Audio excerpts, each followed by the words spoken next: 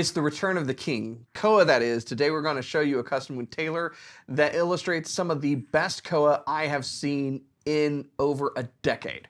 Stick around.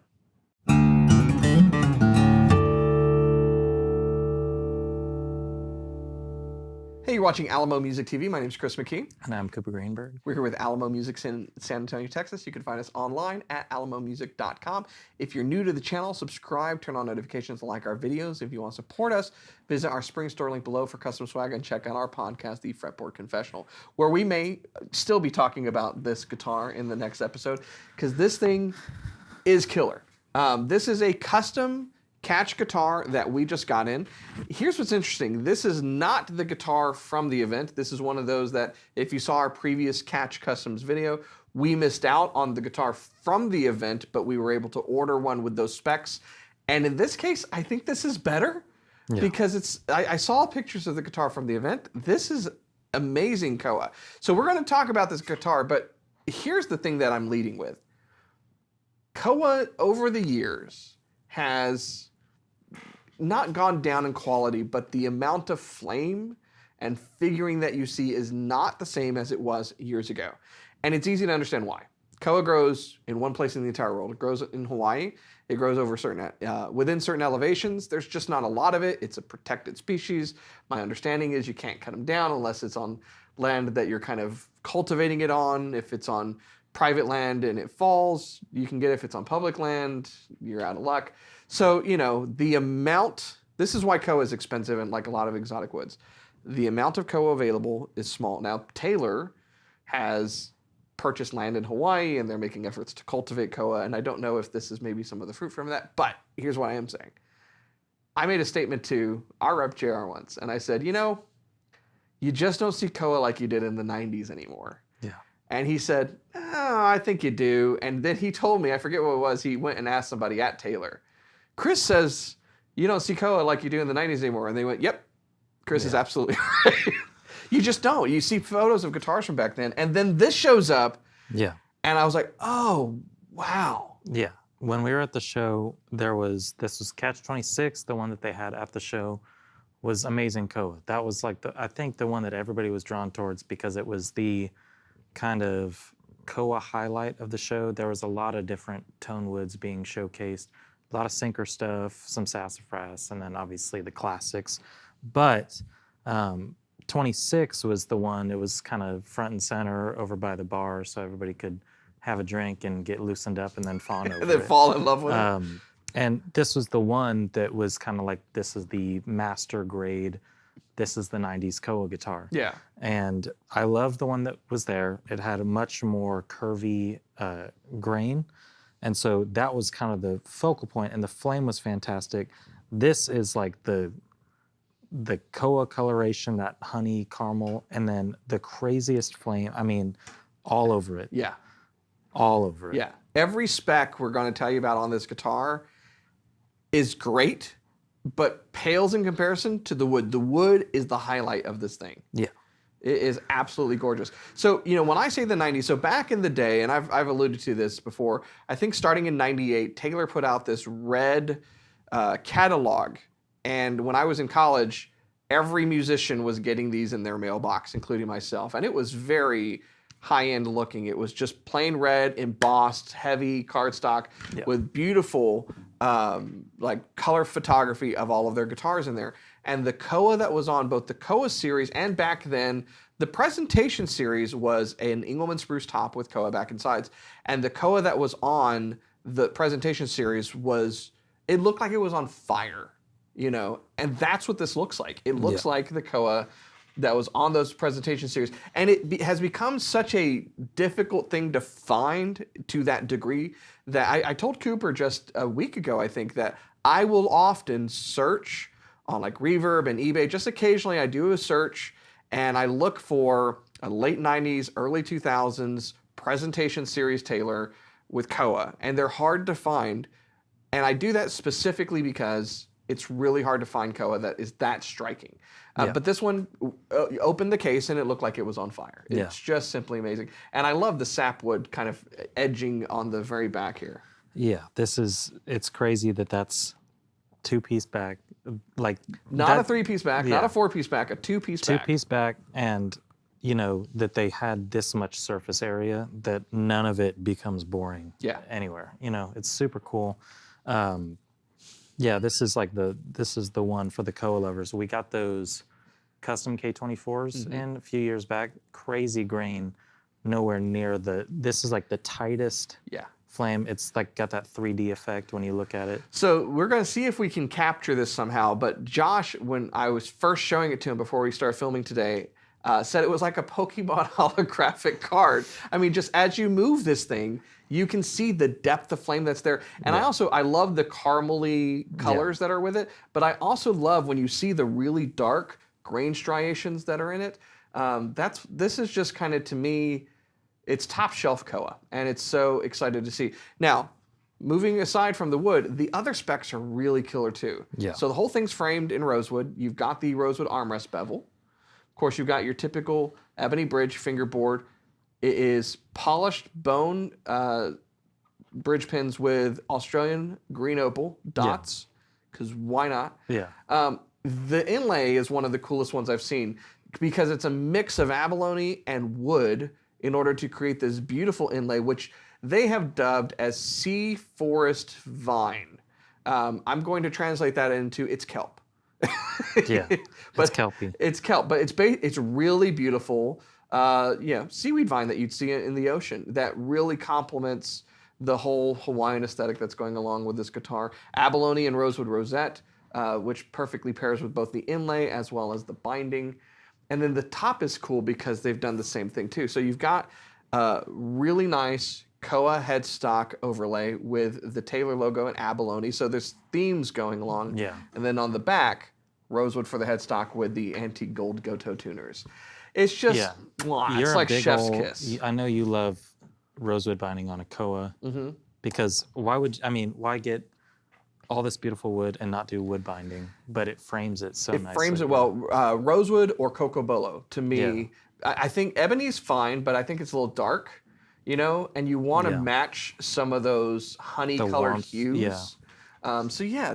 Whoever put this together at Taylor, good job. I think Aaron and Sakimoto did all the designs this year, and this was definitely, for us when we were at the show, it was like, all right, well, that's a no-brainer. This is the most beautiful, and I would have loved it if we got that one. And then I saw that our 26 came in, and I was like, man, I hope it stands up to that one.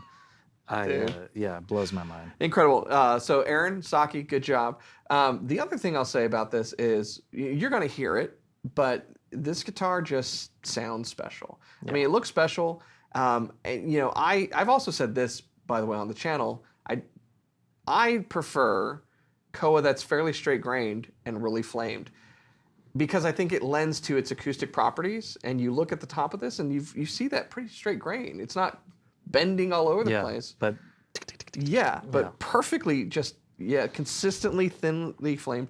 I think that lends something, because this guitar really sounds phenomenal. But enough yammering on about it. Let's take a listen so you can hear for yourself.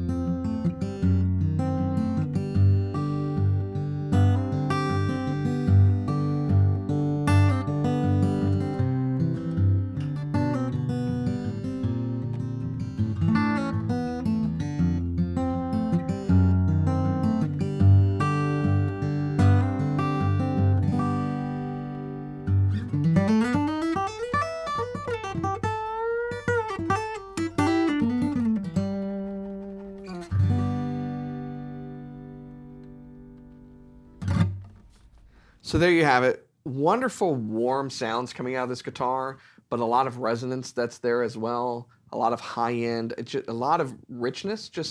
This is a phenomenal. This is kind of an heirloom level guitar. Now it does have a price to match. Do you remember the price? I do remember the price. I'm trying to forget it. Go ahead and disappoint everybody. This guitar is $12,999, and you expect that, I think, when you see something like this. Yeah, I mean, there's a lot of rarity that's going on here. There's a lot of ornamentation that is of the more difficult style. I've become kind of enamored with the intricacy of the inlays that have been going on at Taylor. Very cool stuff. So it is a very expensive guitar, but it is also kind of one of those dream guitars, you know? Yeah, I think a lot of people, when Taylor pulls out the really, really nice Koa, be it those custom K24s that we got before, I think our exclusives had like some of the coolest Koa that I've ever seen, but you know they're always holding back pieces like this for something really special.